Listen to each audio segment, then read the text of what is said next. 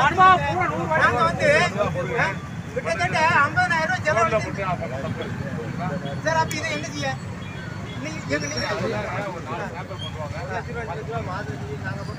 லட்சக்கணக்கில் விவசாயம்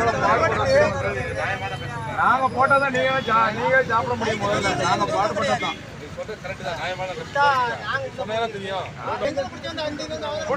நீங்க உள்ள ஓடி ஓடுவீங்க. அப்ப எங்கதான் முட்டை கொண்டு போய் தானே நீங்க வரீங்க. இது கொண்டு போய் தானே நீங்க வரீங்க. என்ன செய்யணும் கோரிக்கைதாங்க. நாங்க சண்டை வாதம் பண்ண வரல. நாங்க கொண்டு உங்களுக்கே தெரியாது ஐயா. இது உங்களுக்கு தெரியாது. இது உங்களுக்கே தெரியாது. நீங்க கொண்டு நாங்க கொண்டா என்ன சொன்னேன் அவர்லாம் 4 சாம்பிள் போட்டு போச்சு.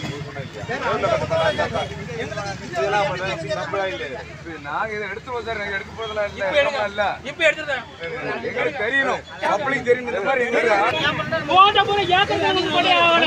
மனு ஆத்துல வந்து அள்ளி போடுங்க. என்ன ஆத்துல நிதி வந்துரும். அது நெல்லியாதான் முதல்ல அலிமானம் ஆகிட்டு தான் இருக்கு. நாளைக்கு ரப்பர் அரிசி சாப்பிடுங்க எல்லாரும். வாங்க என்ன பண்ணுனீங்கன்னு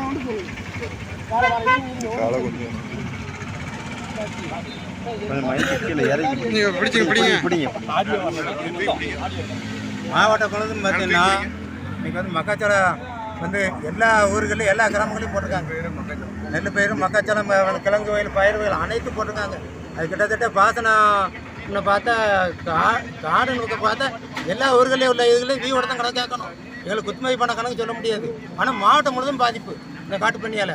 காட்டுப்பண்ணி ஒன்று மானு ஒன்று. இதனால் வந்து பாதிப்பு ஏற்படுது. முக்கால்வாசி 190% மக்காச்சோளம். இந்த மக்காச்சோளம் தான் ஓவராக பாதிக்கும். மக்காச்சோளத்தை அடித்து முடிச்சுட்டு தான் அதுக்கடுத்து நெல்லுக்கு வருது. நெல் விளைஞ்சி கிடந்த நெல்லை வந்து இன்னைக்கு வந்து அதில் வந்து உருண்டு விரண்டு அதை வந்து அழிச்சிட்டு போயிடுது. இது குறித்து பல முறை நாங்கள் வந்து மாவட்ட நிர்வாகத்தில் இப்போ நாங்கள் வந்து இந்த இது மனு கொடுத்து பார்த்துட்டோம். ஆனால் ஒரே வரும்போது இப்போ ஒரு ஆறுதலுக்கு ஒரு மனு ஒன்று இப்போ ஒரு இது போட்டிருக்காங்க சட்டம். பண்ணியை சுடலாம், அது நாங்கள் தான் வந்து சுடணும். இவங்க எந்த காலம் சுட எத்தனை இடத்துக்கு போயிடுவாங்க. இடையிலோட விவசாய குறைதீர்ப்பு கூட்டத்தில் ஒரு விவசாயி கேட்டார், எங்களுக்கு துப்பாக்கி கொடுங்க அப்படின்னு கேட்டார். எங்களுக்கு துப்பாக்கி வேண்டாம், அதுக்கு தகுந்த ஆளுகளை போடுங்க. ஒவ்வொரு நைட்டு நேரங்கள்லையும் இரவு நேரங்கள்லையும் அவங்கவங்க கிணத்துல வந்து பண்ணியை சுடுறதுக்கு வந்து ஆளுகளை போடுங்க. நீங்களும் சுட்டுக்கோங்க, எங்களுக்கு எந்த விதமான ஆட்சேபனையும் கிடையாது. எங்களை தொல்லை பண்ணாமல் இருந்தால் சரி தான். எங்களை தொல்லை பண்ணாமல் இருந்தால் நாங்கள் எதுக்கு இங்கே வர போகிறோம். இன்றைக்கி பார்த்தீங்கன்னா கிட்டத்தட்ட 3 லட்ச ரூபாய்க்கு செலவழிச்ச மக்காச்சோளம் பம்பா பிட்டு.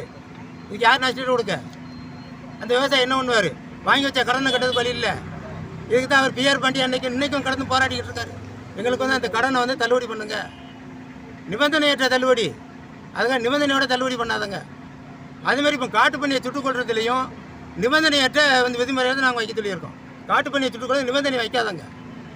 வனவிலங்கு பட்டியை வந்து நீக்கிருங்க. வனவிலங்கு பட்டியை நீக்கிட்டாலே அதில் வந்து நிபந்தனைக்கு சோழி இல்லை. அதனால் நாங்கள் வந்து அரசுக்கு வைக்க கோரிக்கை இதுதான். இப்போ முதல்வர் அடுத்த மாதம் வராங்க. விவசாய சங்க பிரதிநிதிகளை அழைச்சி இது சம்மந்தமாக எங்கிட்டையும் கருத்துக்களை கேட்டு இந்த காட்டுப்பண்ணிக்கு ஒரு நல்ல தீர்வு சொல்லணும்னு இது எங்களுடைய விருப்பம். மாடு வந்து களக்காடு புட்டந்துறை பகுதியெல்லாம் மாடு வளர்க்கக்கூடாது.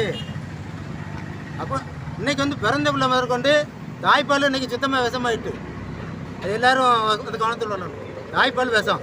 இன்றைக்கி மாட்டுப்பாலை நம்பி தான் எத்தனையோ குடும்பங்கள் வளர்த்துக்கிட்டு. இப்போ அந்த மாட்டையும் அழிச்சிட்டா அடுத்து பாலுக்கு எங்கே போக? பன்னிப்பால் தான் குடிக்கணும். பன்னிப்பாலை குடிப்பாங்களா? பன்னிப்பால் எடுக்க விடுமா? அடுத்த கேள்வி அதான் வரப்போகுது. மாடு வளர்க்கலை அப்படின்னா பாலுக்கு என்ன பண்ணுறது? யார் கேட்க? களக்காடு புட்டந்துறை அது வந்து வனச்சட்டம் இருக்குது அப்படிங்காங்க. சரி, சட்டம் இருந்துட்டு போட்டோம். அடுத்தப்பல பாலுக்கு என்ன செய்யறதுன்னு வழியை சொல்லுங்கள். அந்த வழியை சொல்லி இந்த சட்டத்தை என்னைக்க சொல்லுங்கள், நாங்கள் ஏற்றுக்கிடுதோம். பால் வேணுமில்ல, பாலுக்கு வேறு வழி இல்லையா? மாட்டை விட்டால் நம்ம மாட்டுப்பாலை தவிர வேறு எந்த பாலும் குடிக்கிறோம். உங்கள் பேர்? பேர் ஆபிரகாம். தமிழக விவசாய சங்கத்தில் தமிழக அனைத்து விவசாய சங்கங்கள் ஒருங்கிணைப்பு குழுவில் மாவட்ட செயலாளர்.